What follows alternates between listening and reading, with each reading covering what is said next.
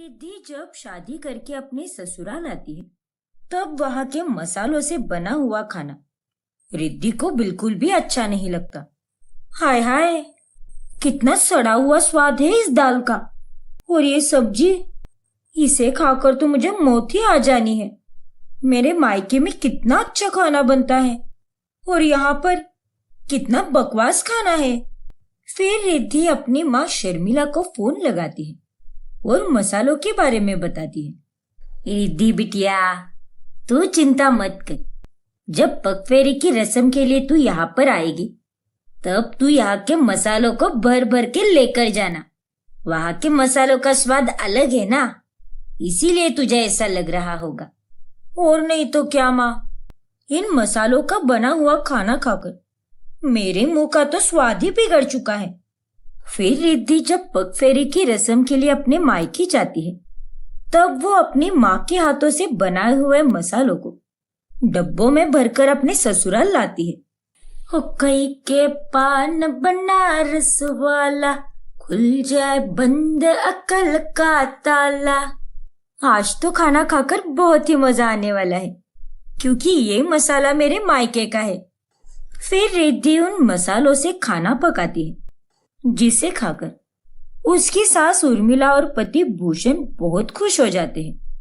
अरे वाह बहू रानी, आज का खाना तो एकदम बढ़िया बना है, मजा ही आ गया। सच में रिद्धि, खाना तो बहुत ही बढ़िया बना है। ऐसा कौन सा जादुई मसाला डाला है आज के खाने में? मेरे मायके के जादुई मसाले। क्या? हाँ, मेरे मायके में मेरी माँ बहुत ही अच्छे मसाले पीसती है। वो पूरी जी जान लगा देती है और ओखल और सिलबट्टे पर मसाले पीसती है। अच्छा, क्या बात है। मेरी माँ तो इस उम्र में भी बहुत मेहनती है। वो दिन रात परिश्रम करती है। उनका तो कोई जवाब ही नहीं, और ना ही उनके इन शानदार मसालों का। अरे बस कर, कितनी तारीफ करेगी। और माँ जी, मैंने तो भर भर के मसाले लाए हैं। अभी आज तो मैंने सिर्फ आलू का सालन और बैंगन का भरता ही बनाया है।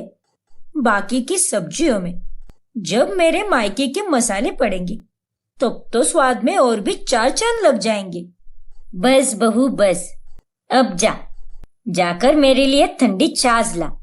हाँ हाँ, लाती हूँ। छाछ भी मसालेदार बनाई है। मेरी माँ तो छाछ में डालने के लिए भी बढ़िया मसाले बनाती है। वो मसाले तो और भी स्वादिष्ट है। एकदम करारा स्वाद आता है छाछ को। हे भगवान, 4 दिन हुए नहीं इसकी शादी को और ये अभी से अपने मायके की माला जप रही है।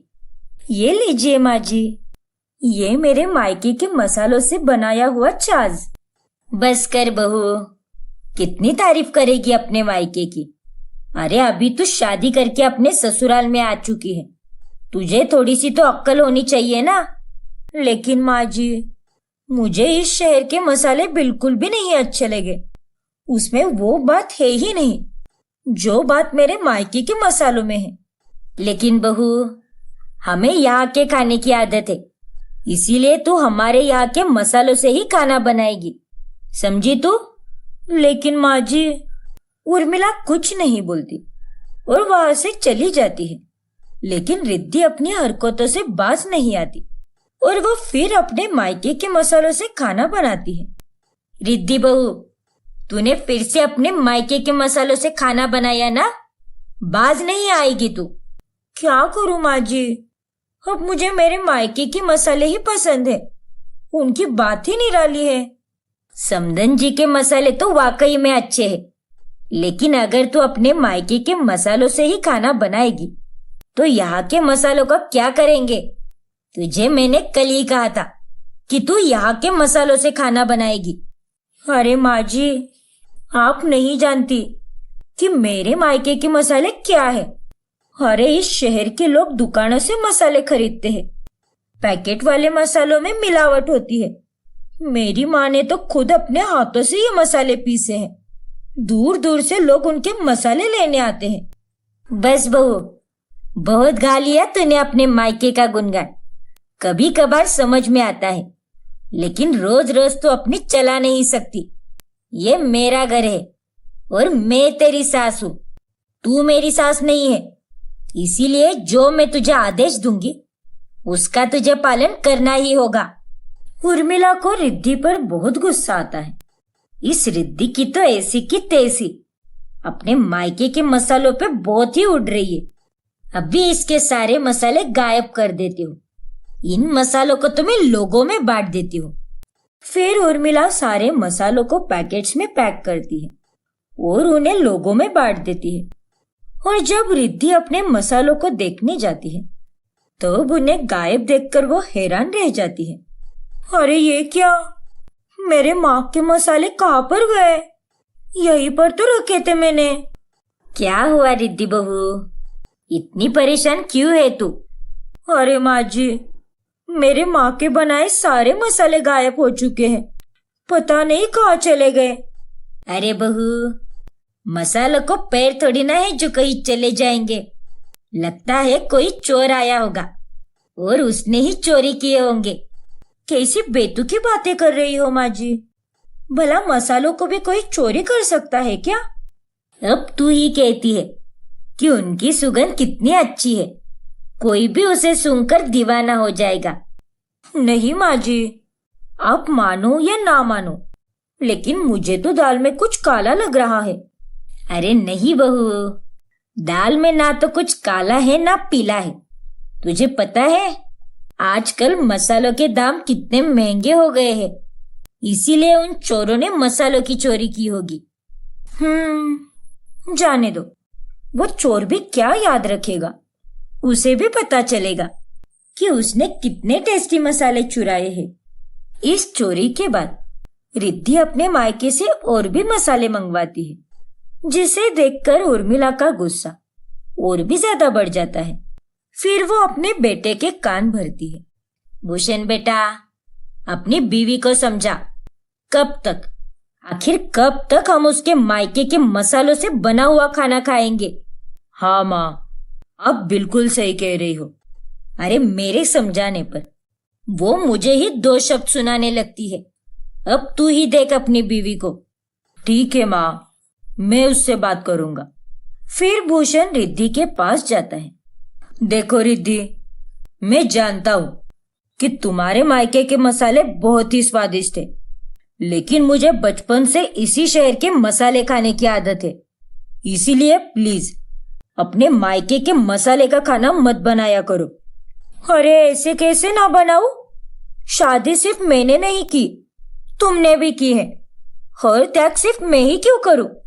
तुम्हारे लिए तो मैं अपना मायका छोड़कर आ गई, और तुम इतना छोटा सा त्याग भी नहीं कर सकते क्या मेरे लिए?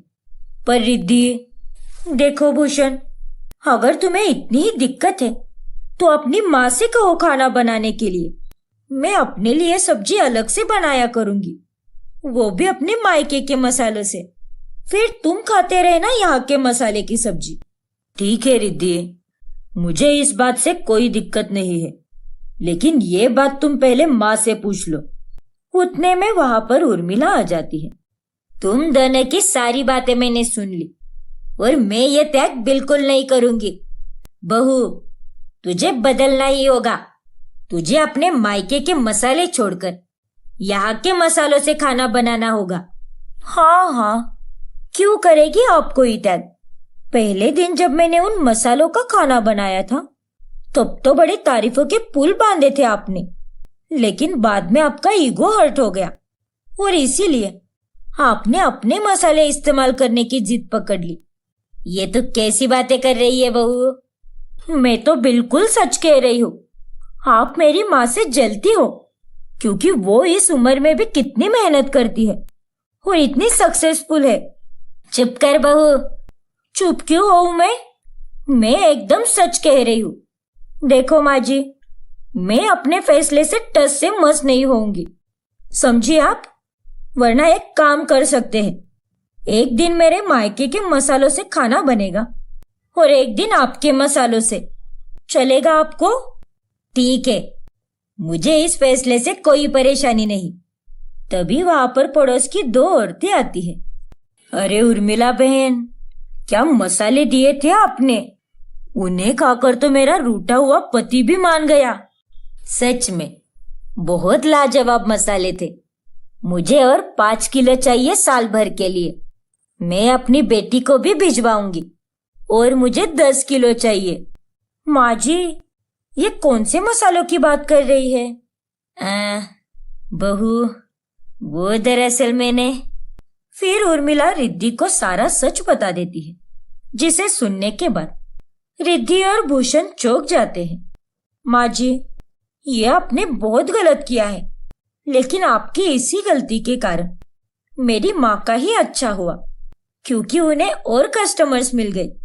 फिर अंत में उर्मिला के कारण रिद्धि के मायके के मसाले और भी ज्यादा बिकने लगते हैं।